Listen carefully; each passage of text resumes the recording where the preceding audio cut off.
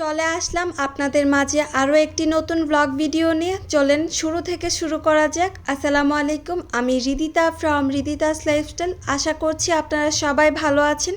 Welcome করছি আমার নতুন একটি ব্লগ ভিডিওতে। বাসায় অনেকগুলো কাপড় জমা পড়ে আছে, অথচ একটা কাপড়ও বানানো হচ্ছে না। তাই আমি আর আমার বোন মিলে ঠিক করলাম আজকে মার্কেটে যাব, কিছু লেস দিব জামায়। তার জন্য মার্কেটেও আমাদের যাইতে হবে আর কাপড়গুলো দিয়ে আসবো বানানোর জন্য। যেহেতু কাপড়ের লেস লাগাবো, তাই আমরা বাসা থেকে ডিসাইড করে যাচ্ছিলাম যে কোনটাতে কোন লেস লাগাবো বা কোনটার জন্য কোন লেস কিনতে হবে। যে কোনো ড্রেসে কিন্তু লেস দিয়ে বানালে ড্রেসের সৌন্দর্য আর একটু বেশি বেড়ে যায়।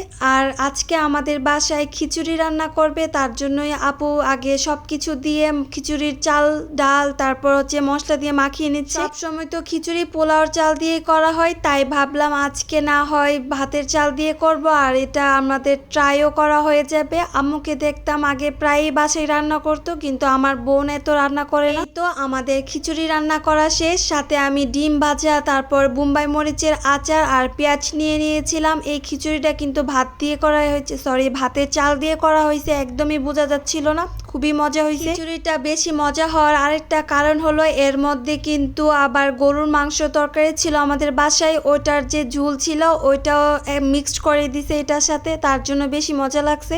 আর এখানে আমি নাটক দেখতে দেখতে খাইতেছিলাম। আমার কিন্তু টিভি তারপর হচ্ছে কম্পিউটার লাগিয়ে কিছু না কিছু লাগিয়েই খাইতে হয়। যেহেতু আজকে সকালে নাস্তাটা একটু ভারী ছিল, খাওয়ার পরে আমি আমার জন্য চা করে নিয়েছি, করে বারান্দায় চলে আসছি। আর আজকে যেহেতু শুক্রবার ছিল, সরি বন্ধের দিন ছিল, তাই আমরা সবাই আজকে বাসায় ছিলাম।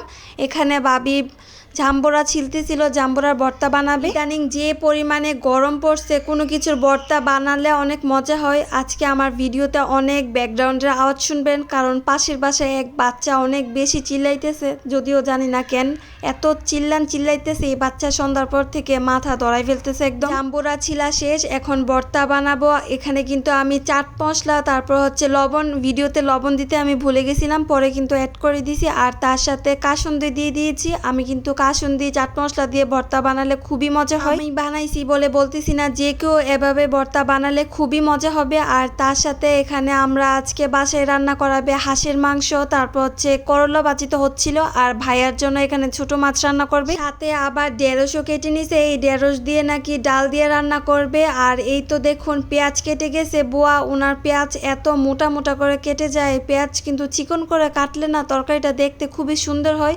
আর এই তো আমার বোন দেখুন এদিকে হাঁসের মাংসের যে চামড়া আছে ওইগুলো ফেলে দিবে, কারণ অনেক আঁশ রয়ে গেছে। সরি একটু ভুল বললাম, মাছের আঁশ হয় আর হাঁসের হচ্ছে গিয়ে যে লুম, এই লুমগুলো একটু বেশি ছিল। আর এখন মাছ রান্না করার জন্য যে পেঁয়াজটা আগে থেকে কষানো ছিল, আর এখন আমি মাছগুলো দিয়ে ভালো করে একটু রান্না করে নিব। আমার ভিডিওতে অনেক সময় দেখবেন কথায় হয়তো বা আমি একটু আটকিয়ে যাই, আবার অনেকে দেখা যায় এই কথায় আটকানোর কারণে ভিডিও হয়তো বা কেটে আবার ঠিক করে, কিন্তু আমার এগুলো একদমই পছন্দ না। আমি যা বলতেছি একদম ডিরেক্ট দিয়ে দিই। আমার হাতে এত সময় নাই যে আমি বারবার ভিডিও কাট করব তারপর আবার এডিট করা, এত মানে আমার প্যারা লাগে আর কি, আমি এসব ভালো লাগে না। হাঁসের মাংস যে রান্না করছে ওইটার ভিডিও করছিলাম, কিন্তু জানি না কিভাবে গ্যালারি থেকে ডিলিট হয়ে গেল। আর সন্ধ্যায় কেউ বাসায় ছিল না, শুধু আমিই ছিলাম, ওরা সবাই মেলায় গিয়েছিল, পাশেই মেলা হচ্ছিল বাসার নিচে।